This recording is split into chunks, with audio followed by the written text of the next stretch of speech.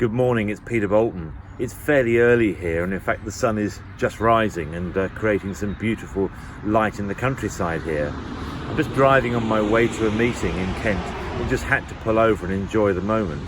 And perhaps just kind of share with you that, I think it was Jim Rohn that talked about those things that pull you through your day. They pull you through your week. They pull you through your month maybe. And really what he meant was purpose. Getting up in the morning and knowing that you've got a purpose for the day it's like a magnet. It kind of pulls you out of bed and gets you on with the day to achieve the things that you're trying to achieve. So I might just ask you that question, have you got something this morning that's going to pull you out of bed, that's going to give you that magnetic feeling into being excited about your day and moving further forward to do the things that you really want to get done? Anyway, I'll leave that with you on this fabulous morning. Have a great day, and perhaps we'll catch up again soon. Take care.